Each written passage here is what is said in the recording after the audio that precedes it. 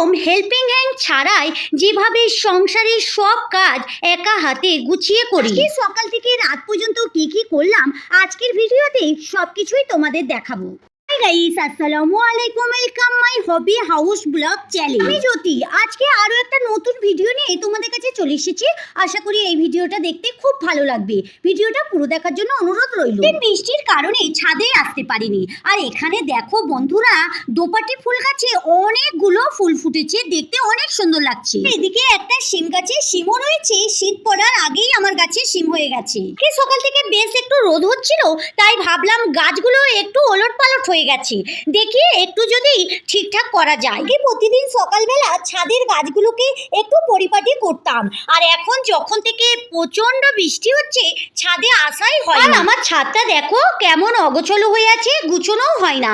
ছাদটা একটু পরিষ্কারও করতে পারি না, কারণ প্রতিদিন বৃষ্টি হচ্ছে। জানো তো বন্ধুরা, বৃষ্টি হলে ছাদটা ভিজে থাকে, অত গাছেও হাত দিতে ভালো লাগে না, আর পরিষ্কার করতেও ভালো লাগে না। তাই আজকে চলে এসেছি। তোমরা তো অনেকেই জানো আমার ছাদ বাগানে অনেকগুলো গাছ রয়েছে, তাই আজকে এসেছি। কোন কাজটা ছেড়ে কোন কাজটা করব ভাবতেই পারছি না, তাই সব কাজ আজকে করে উঠতে পারবো না। তবে সব গাছের আগাছাগুলো তুলে ফেলবো, আর কিছু গাছের ডাল একটু নুয়ে গেছে, সেই ডালগুলো বেঁধে দিচ্ছি। দেখো বন্ধুরা, কদিন বৃষ্টির কারণে ছাদে আসতে পারি না, আর আজকে যেহেতু ছাদে এসেছি প্রচন্ড রোদ।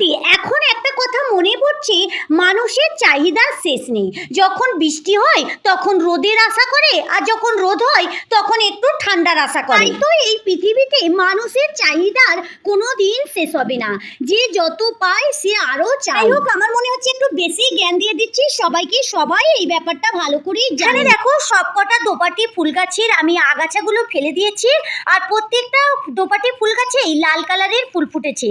এছাড়াও আমার কাছে আরো দুটো কালার ছিল, আর গোলাপি, জানি না ওই গাছগুলো হয়নি মনে হয়। এদিকে দেখো বন্ধুরা, গোলাপ ফুল গাছের অনেকগুলো ফুল ফুটেছে, দেখতে অনেক সুন্দর লাগছে।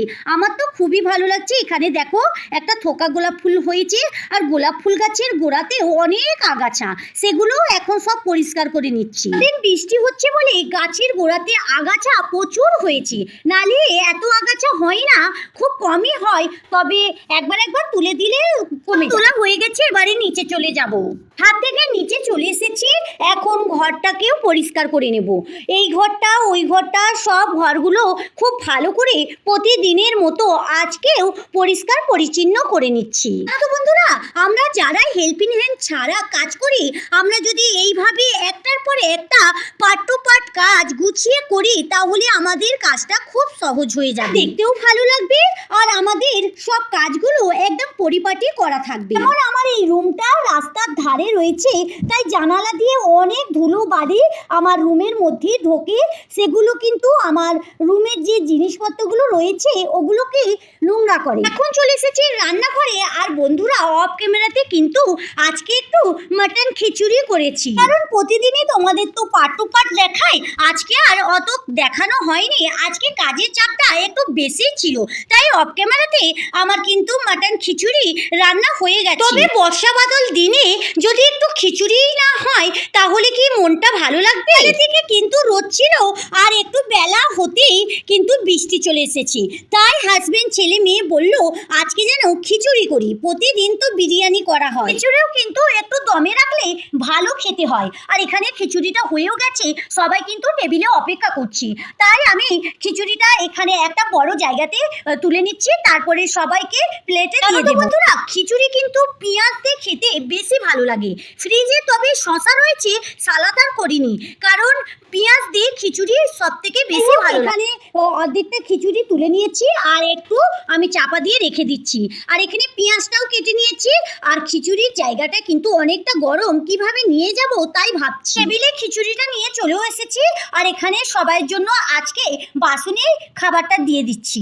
সাধারণত বাসনে খেতে কিন্তু ভালো বেশি লাগে, আর প্লেটে খেয়ে কিন্তু অতটা মজা লাগে না, তাই আমরা বরাবরই বাসনেই খাই, তবে কিছু কিছু সময় প্লেটেও খেয়ে নিই। এখানে ছেলেকে মেয়েকে এবং হাজবেন্ডকে বাসনে ভাতটা তুলে দিচ্ছি, অনেকটাই গরম, আর আমি একটু পরে খাবো কারণ আমার একটু কাজ আছে। যারা এতক্ষণ ভিডিওটা দেখলে কিন্তু একটা লাইক দিতে ভুলে গেছো, প্লিজ একটা লাইক দিয়ে ভিডিওটা কন্টিনিউ করতে থাকবে। আর ভিডিওর বিষয়ে তোমাদের যদি কোনো মতামত থাকে তাহলে কমেন্ট বক্সে জানাতে একদম ভুলবে না। নতুন বন্ধু হয়ে থাকো তাহলে আমার চ্যানেলটা সাবস্ক্রাইব করে সঙ্গে থাকতে পারো। যারা এই কাজটা করে রেখেছো তাদেরকে অসংখ্য ধন্যবাদ। সবাইয়ের বাসনে ভাত দেওয়া হয়ে গেছে, আর এদের খাওয়া হয়ে গেলেই আমি তারপরে খাবারটা খেয়ে নেব।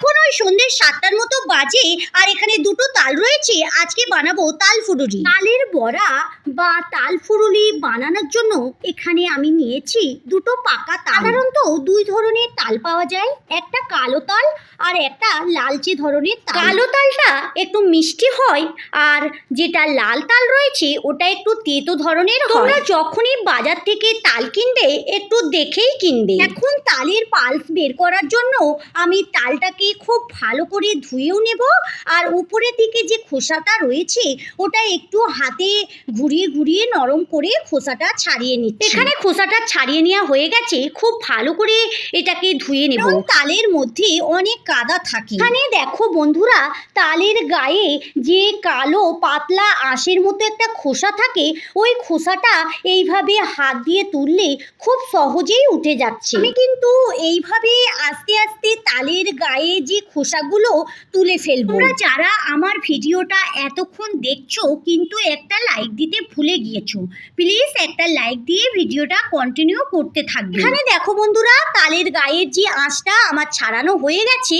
এবারে এর ভিতরে 3টে আটি থাকে, অনেক সময় 4টেও হয়ে যায়, আবার 2টোও হয়ে যায়, সেটা তাল হিসাবে। এখানে কিন্তু আমি আটিগুলো আস্তে আস্তে আলাদা করে নিচ্ছি। এখানে দেখো আমি নিয়ে নিয়েছি একটা বড় সাইজের ডিশ, আর এখানে একটা হাঁড়ি, আর নিয়েছি একটা রুটি করার চাকতি। প্রথমেই যেটা করতে হবে সেটা হলো তালের পাল্স বের করতে হবে। এখানে আমি তালের একটা আটি ডিশের উপরে নিয়ে হাত দিয়ে এইভাবে মুতে নেব, কারণ আটির গায়ে যে পালসগুলো লেগে আছে সেই পালসগুলো খুব সহজেই নরম হয়ে যাবে। যখন আমি তালের পালস বের করব খুব তাড়াতাড়ি বেরিয়েও যাবে। কিভাবে সব তালের আটিগুলো এইভাবে করে নেব।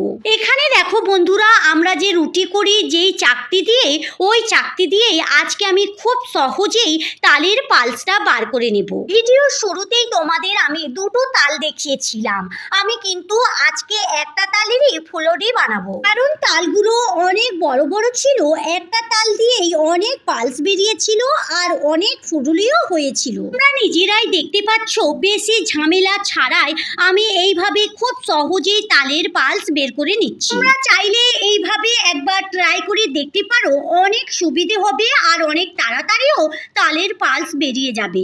বন্ধুরা, আমি তালের পালসটা কিন্তু একটু ছেঁকে নেব, তবে এতে অতটা ওই সুতোর মতো যে আঁশ আছে ওটা হয়নি, তবুও আমি একটু ছেঁকে। এখানে একটা বড় সাইজের জায়গাতে আমি পালসগুলো নিয়ে নিয়েছি। আমি এখানে স্বাদ মতো নুন দিয়ে দিলাম, একটা বাটির পুরো 1 বাটি এবং হাফ বাটি চিনি দিয়ে দিয়েছি। এখানে দিয়ে দিচ্ছি কুড়ানো নারকেল 2 বাটির মতো। তোমরা চাইলে এখানে চাল গুঁড়ো করেও দিতে পারো। এবারে এগুলোকে সবগুলো আমি খুব ভালো করে হাত দিয়ে মিক্স করে নিচ্ছি। আর তোমরা কিন্তু চিনির ভাবটা আন্দাজ অনুযায়ী দিতে পারো, যে যেরকম মিষ্টি খাবে ওইভাবেই দেবে। মিক্স করা হয়ে গেছে, এবারে দিয়ে দিচ্ছি 2 বাটি চালের আটা। এটা নরম হওয়ার জন্য এখানে আমি আবারও দিয়ে দিচ্ছি 2 বাটি গমের আটা। এখানে আবারও সবগুলো উপকরণ খুব ভালো করে মিক্স করে নিচ্ছি। এতটাই ভালো করে মিক্স করতে হবে যেন সব কিছু উপকরণ খুব ভালোভাবে মিক্স হয়ে যায়। কিছু মেশানোর পর 1 ঘন্টা চাপা দিয়ে রেখে দেব। এখানে একটা কড়াতে পরিমাণ মতো আমি তেল নিয়ে নিচ্ছি।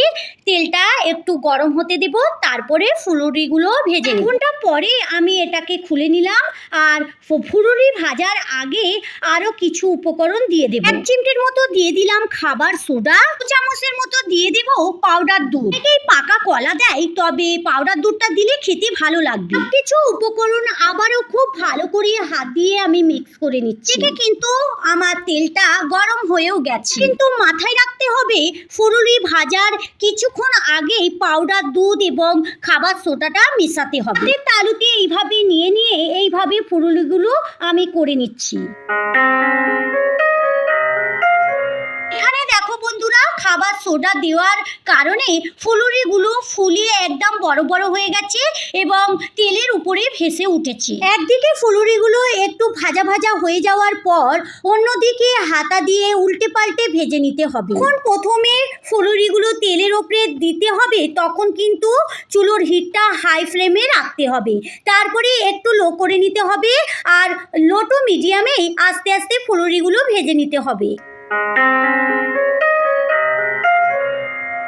এদিকে দেখো ফুলুরিগুলো লাল লাল করে আমি খুব ভালো করে ভেজে নিয়েছি। এবারে আস্তে আস্তে সবগুলো তেল থেকে তুলে নিই। এদিকে একটা জায়গা নিয়ে নিয়েছি, সব ফুলুরিগুলো এবারে আস্তে আস্তে আমি তুলে নিচ্ছি। বন্ধুরা এখানে দেখো ফুলুরিগুলো ওপর থেকে লাল লাল দেখতে দারুণ হয়েছে আর ভিতরটা কিন্তু অনেকটাই নরম। এই ফুলুরিটা কিন্তু তোমরা চাইলে 4 থেকে 5 দিন নর্মাল রুম টেম্পারেচারে রেখে খেতে পারো, খুব ভালো থাকবে আর শক্ত হবে না, নরম থাকবে। তাহলে বন্ধুরা চলো আজকের মতো ভিডিও এই পর্যন্তই, দেখা হচ্ছে নতুন কোনো ভিডিওর সঙ্গে। ভালো থেকো, সুস্থ থেকো, সাবধানে থেকো। ভালো লাগলে লাইক কমেন্ট শেয়ার করো। যারা এতক্ষণ আমার সঙ্গে থাকলে আমার ভিডিওর কোথাও যদি একটু ভালো লেগে যায় তাহলে আমার চ্যানেলটা সাবস্ক্রাইব করে সঙ্গে থাকতে পারো। Thank you.